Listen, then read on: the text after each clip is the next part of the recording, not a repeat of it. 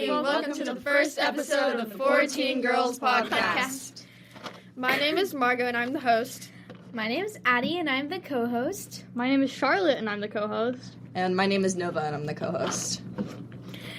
Today is a very special episode because it is going to be different from most of our other episodes because this is actually a health assignment. Cool. Yeah, take it away, we had Margo. to do this. This is not our choice. But we do appreciate and love and, not love, what's the word? Respect all of the information that we are going to share with you today. Yes, it's very valuable. Okay, today we are going to be talking about mental, physical, and emotional health in teens.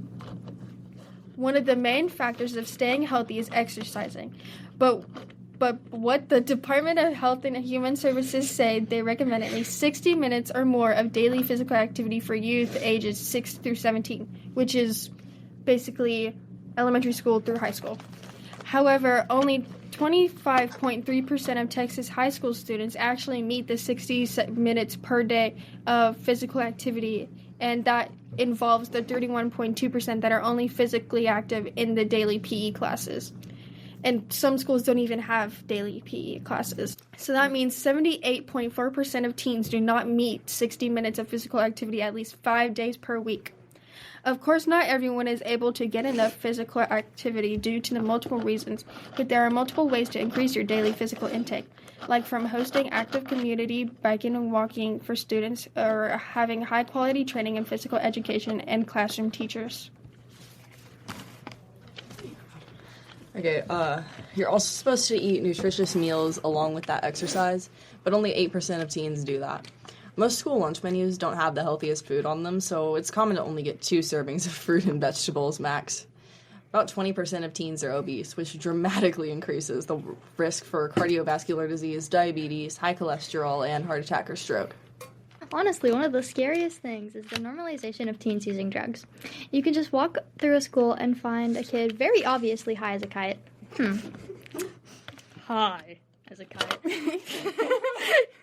And everyone around is just acting like it's okay. Almost 13% of youth are reported to smoke tobacco and 19% are reported to vape. That's incredibly high. That's tens of thousands of children who use mind-numbing drugs on a regular basis. Keep in mind, this is only the amount of kids who got caught. I'm just going to bet that anyone listening to this has people they know who haven't gotten caught. So, Yeah. Which is so incredibly rare.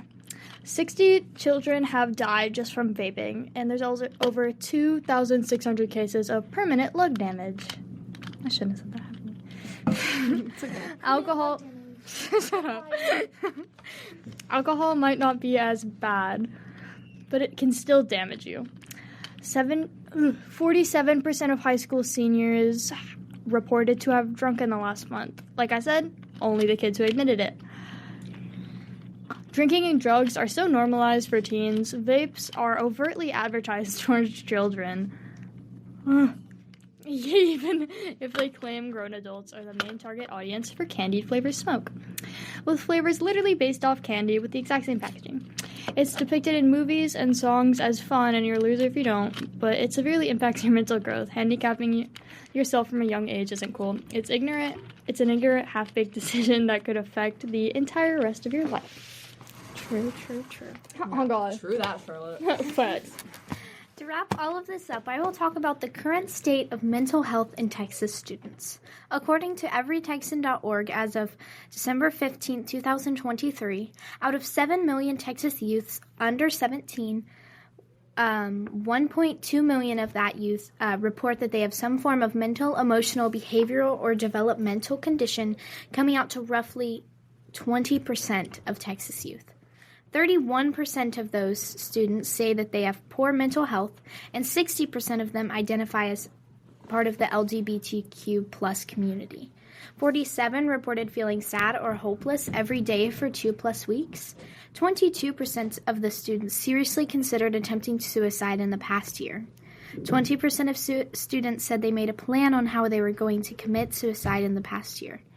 13% of students reached out to a parent, guardian, donor, counselor, or other form of support to help for help before a suicide attempt. 12% of Texas students attempted suicide at least once in the last year.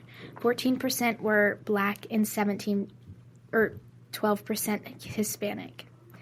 Youth in the LGBTQ plus community are 3 times more likely to report a suicide attempt. This just goes to show that the mental health crisis that is happening in Texas, but also in the rest of the country. So if you are struggling with any of these things, big or small, reach out and get help. Yes.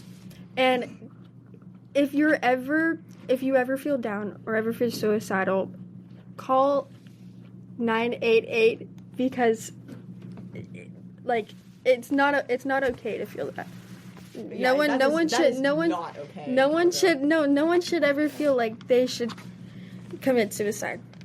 Anyways, That's bad, guys. thank you for listening to the 14 Girls podcast. We hope you find this information helpful, and if you had any suggestions for future episodes, please let us know. Have a Great day. Margot, Nova, Charlotte. And Addie. signing off. See you.